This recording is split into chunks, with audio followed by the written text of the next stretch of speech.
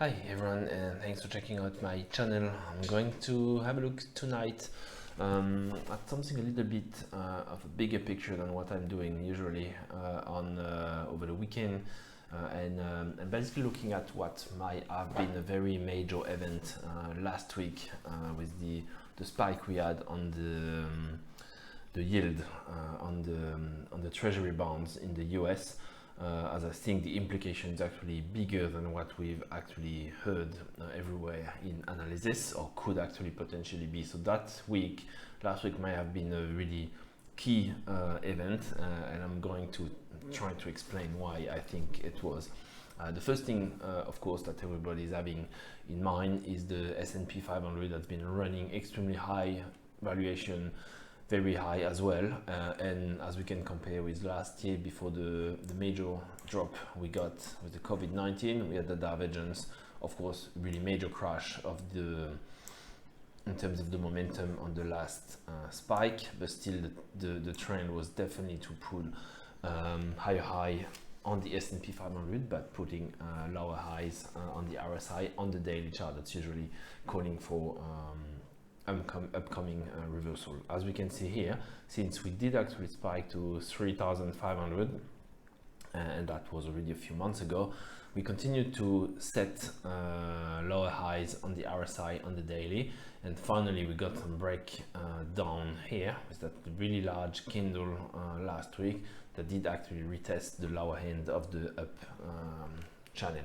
So of course the question now will be, are we gonna get some hold at that level and a bounce and a continuation? Is of course very much possible. We could see something that is actually getting on the RSI a new retest of that trend line, so that will actually take the price much higher and potentially test the 4,000. Now let's have a look at other markets, just to try to get the bigger picture across different markets. So if we look at the US, the treasury bonds, that's the 30 years.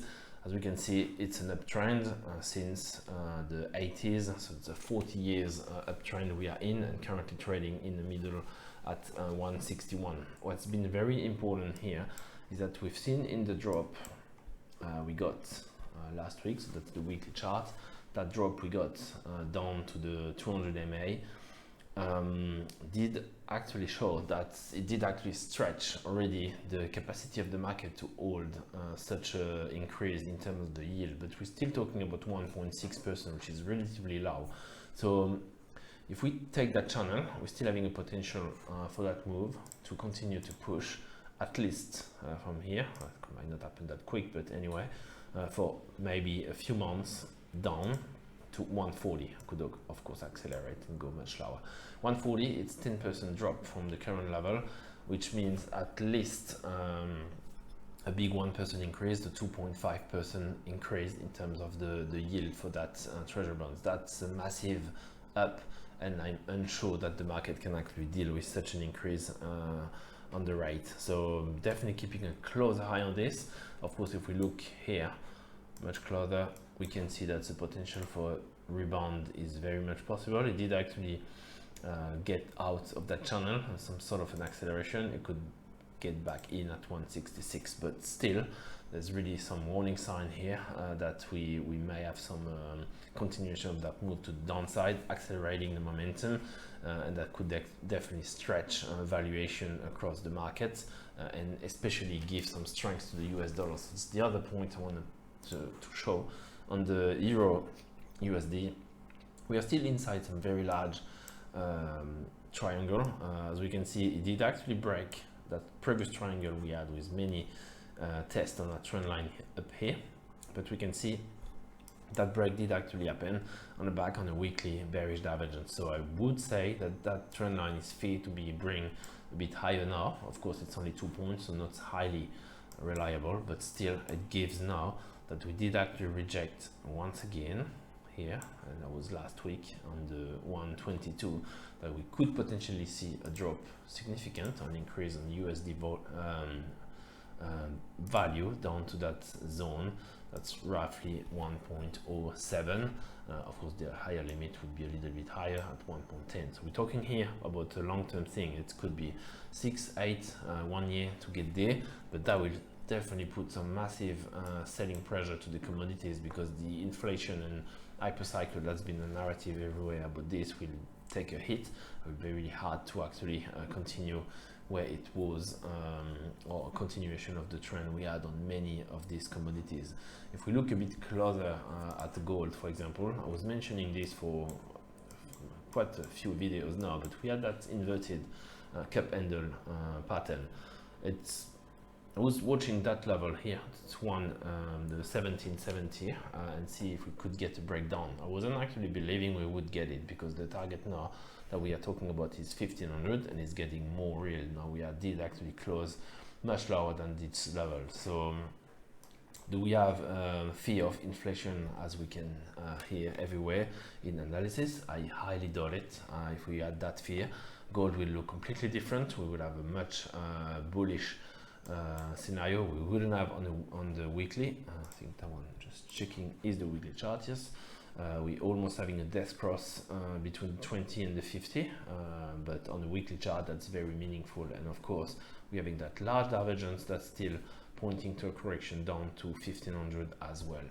So a lot more room to go down, a big 10% plus to go, and that actually goes together with the US dollar strengthening, the T-bond that could actually, a treasury bond that could actually continue the move to the downside.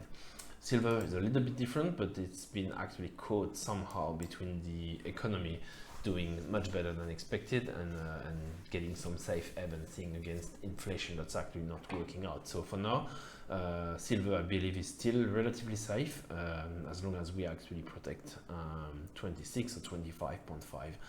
If we do break that level next week, and I think if gold is pushing down, it will be the case, then we could consider that figure, instead of being some sort of accumulation under 30, it could be some sort of a double top at 29, and that's of course extremely bearish for silver. We could see a resuming of the downside, potentially moving back down to 20 or even lower should we actually see some the market correcting a bit further. Another asset, of course, that's extremely important is Bitcoin. Bitcoin, as we have seen, did actually move parabolic from 31 up to 58. Now what we have on the weekly chart, again, we set the bearish divergence in a highly overbought level. That's the RSI, and the second peak is at 86, and it is calling now for correction back down, at least to that trend line, to 30. Okay, of course might not go that way. We'll have some bonds in the middle, 41 being the quite an important support that we could actually play some trade to the upside, but also correction on the Bitcoin seems very much likely. We can see here on the weekly, last week very critical.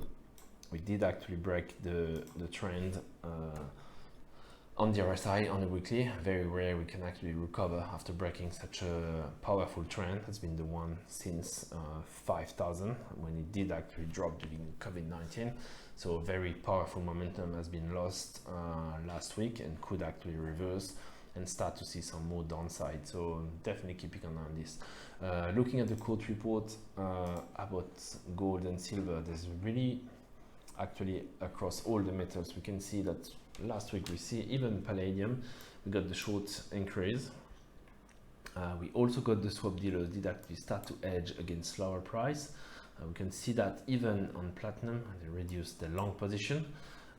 Also here we can see the swap dealers reduce their short, increasing long. So all of these are relatively bearish.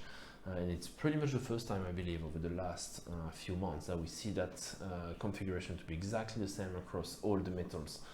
Dropping open interest, we can see here on silver dropping long position, increasing short, and on gold a bit less obvious, reducing short as well, but reducing long. And as we can see, the swap dealers, they are making a big reduction in terms of their short exposure, edging against longer position. Even if we look at copper, we have a massive drop on the long positions, and only the edges actually keep protecting them against higher price. But we can see there's a trend across the metals that basically they are looking at taking profit, of course, but also protecting against lower prices. So yeah, I think that's the overall picture, and when it does actually start matching across all of these assets or commodities or markets, it's definitely not a good sign for continuation to the upside, upside at least. And looking now at crude oil, as it's been, of course, it will be impacted quite significantly by the US dollar if it does actually strengthen. We can see here that we're having I don't believe that's the weekly, no, that's on the daily. Divergence has been set now, bearish divergence has been set now on the daily, confirmed with that candle on Friday, that red candle that did put some sort of an evening star. The retracement could be shallow, as we could actually clear the divergence at 59, so we could see a drop there, and after that resuming to the upside, reattempt to actually test that trend line, but that one will cap any move to the upside and reduce the possibility for explosive move from here.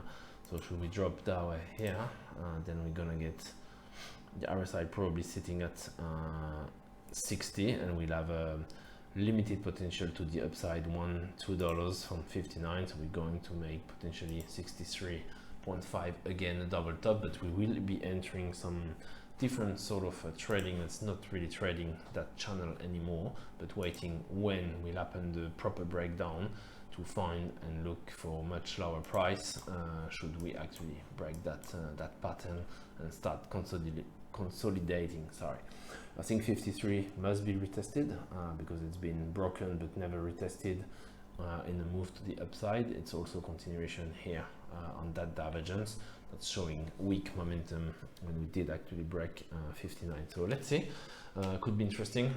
Definitely watching what will happen next week, especially on the S&P 500. Should we actually break that level at 3,800, and then we could see acceleration to the downside, but we'll be having a really close high on gold as well, because the continuation could actually be quite significant and all the metals will likely follow. Yeah, it'd be quite interesting week, I think, moving ahead. So thanks for watching. Wish you a safe trading, and I speak to you soon. Cheers, bye.